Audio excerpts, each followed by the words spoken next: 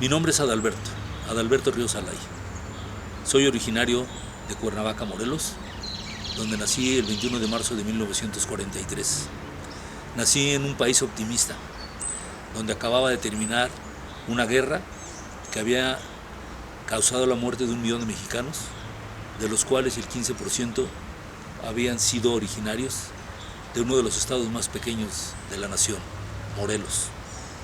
Yo fui educado por personajes, grandes maestros como Agustín Güemes, que participaron en la revolución en la Cruz Roja y que fueron convocados en su momento por el propio Emiliano Zapata en el Hotel Moctezuma para manifestarles su interés y la prioridad que debería de tener la educación al término de la revolución y durante la misma.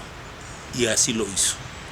Precisamente uno de los primeros actos que hizo Agustín Güemes junto con un grupo muy pequeño, porque no había más, de profesores, fue la creación del primer jardín de niños del Estado, que fue precisamente mi primera escuela, el Jardín de Niños Resurgimiento. Y le pusieron ese nombre, no por inspiración poética, sino como una manera de marcar su decidida actitud para que renaciera nuestro Estado, para que se regenerara, para que resurgiera. Yo reivindico de la educación que recibí de mis padres y de mis maestros dos cosas fundamentalmente. Primero, las referencias que nos hicieron para amar la tierra a la que pertenecemos. Y segundo, la necesidad de estudiarla, de conocerla. Y yo creo que ese binomio, conocimiento, amor, no se puede dar por separado. Amo el Jardín Borda porque además del valor histórico que tiene, de lo que significa, fue mi escuela. Durante una época en que se estaban haciendo reparaciones en nuestro jardín de niños, tuvimos el privilegio, los niños de ese momento, de ser traídos a los corredores de este jardín y de disfrutarlo plenamente, recibiendo clase y de su frondosa vegetación que ahora veo totalmente rapada. Y probablemente y seguramente la naturaleza de nuestro estado va a hacer que se recupere. Pero quiero decirles que yo tuve también el privilegio de que este fuera mi lugar de trabajo cuando fui nombrado director del Instituto de Cultura de nuestro estado.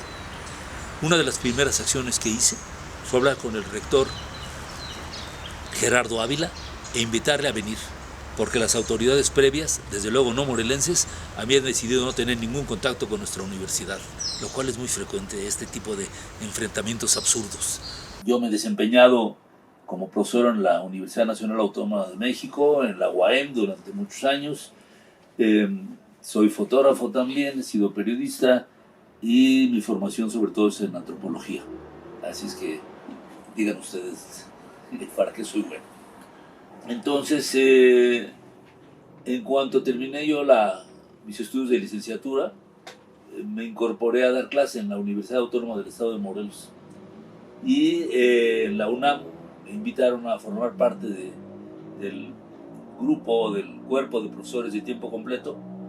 Y al estar ahí, el doctor González Casanova, que era el rector en ese momento, tuvo la iniciativa de que se abrieran las puertas universitarias al mayor número posible de personas.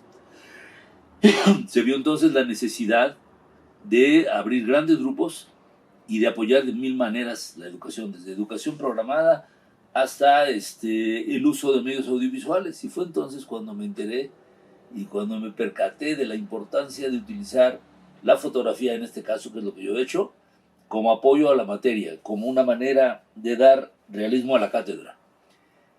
Con eso comencé y me interesó muchísimo la fotografía al grado tal que después se convirtió realmente en mi principal actividad.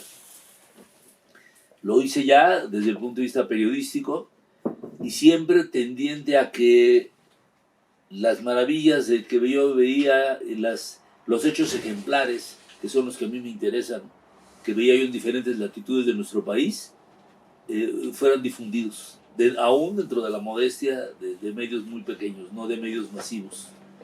Y bueno, básicamente esa fue la cuestión.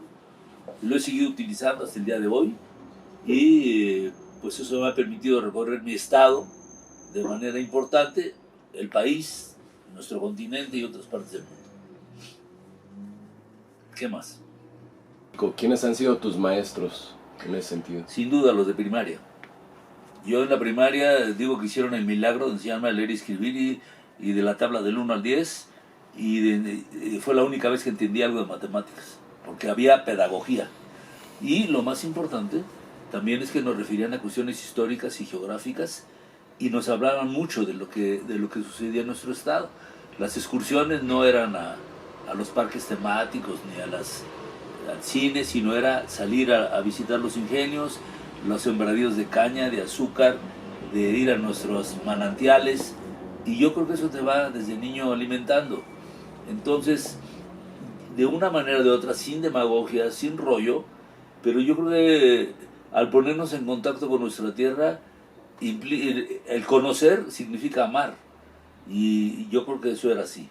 Y por otro lado había una actitud por parte del magisterio de hablar de los valores de México y de hablar de la potencialidad de nuestro país y de la necesidad de tener una vida mejor. Yo digo que yo nací en un país optimista, en un país en el que, además del super rollo de cada presidente cada 1 de septiembre al dar a conocer su informe, que era ya sabemos, un acto de alabanza al propio presidente, pero lo que no podemos negar es que cada año nos mostraban que ya había una autopista por primera vez en nuestro país, que precisamente venía a nuestro estado.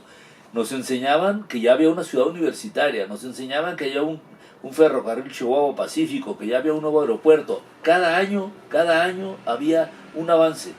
Y a pesar de las crisis y a pesar de la modestia de nuestro país, pero sin duda había una superación. Ahora, ladrones ha habido siempre, desde luego, pero yo sí creo que fuimos creados con optimismo. ¿Y por qué? Yo hablaba de la revolución. Adicionalmente, yo creo que los grandes logros de este país son los que coinciden con la coherencia, con la lealtad a los principios por los que se peleó. Y todos los horrores son fruto de las traiciones. Pero entonces, ¿qué considero como parte de los aciertos? Precisamente la creación de un sistema educativo que diera la oportunidad a miles o a millones de mexicanos de poder ir por primera vez a la escuela. En mi familia había una sola persona que había podido ser profesionista, nadie. Mis padres estudiaron con trabajo en la escuela primaria, porque no había posibilidades de nada. Y ellos decidieron, como esa generación entera, que sus hijos tenían que estudiar. Y entonces de los 8 que éramos, los 8 fuimos, igual que los Becerril, igual que los Lupián, igual que los Salinas, igual que los Lavín de este estado. Fuimos todos a la escuela. Y había tanta necesidad que yo me acuerdo que se abrió aquí y tuvimos por ejemplo una secundaria, era la secundaria federal número 5. Y no creo que el nombre haya sido nada más al azar, es que efectivamente yo creo que era la secundaria que ocupaba el 5.º lugar ya en haber sido creada. El jardín de niños donde fuimos educados fue el jardín de niños Resurgimiento. Y el término Resurgimiento venía como una promesa, como un compromiso de que íbamos a volver a nacer, porque nuestro estado fue golpeado, muy golpeado por el centro de México, por los norteños que lo deshicieron, ¿no? Como era tierra de Zapata, pues había que darle duro. Y bueno, entonces yo creo que cuando tú te formas así, cuando lo que te rodea es un cine mexicano que todos hablaban en español, que había grandes actores como Pedro Armendáriz, como Los Soler, como Dolores del Río, como María Félix, una pléyade de gente de primera importancia, que la música se comunía por primera vez con temas mexicanos, aún para temas sinfónicos, con Carlos Chávez, con Moncayo, con los grandes maestros, que surgía un sistema de radio que se decía La Voz de la América Latina desde México, que se difundía por todas partes, que se publicaba, nace el Fondo de Cultura Económica, que salen toda una serie de propuestas que definitivamente alentaban, creaban un ambiente de optimismo y de confianza en lo que éramos los mexicanos. Por primera vez se hablaban de temas mexicanos, por primera vez la música tomaba lo propio, como lo tomó Franz Liszt en Hungría para hacer rapsodias a partir de los aires populares. Aquí también sucede lo mismo, ¿no? Y yo creo, y por cierto, el estado de Morelos con Amatzinac, con Tierra de Temporal y con Cuauhnáhuac, que cambia definitivamente el rumbo de la música de concierto, de la música salida del Conservatorio Nacional con revueltas, se convierte en otra cosa. y aparecen pintores como Diego Rivera, como Siqueiros, como Tamayo, que más allá de sus pleitos y sus locuras y sus cosas también tenían maravillas, y se les ocurre que la pintura debe ser un recurso para la docencia, que todo debe reflejar lo que sea México, y no era una actitud patriotera, no, yo creo que era una necesidad.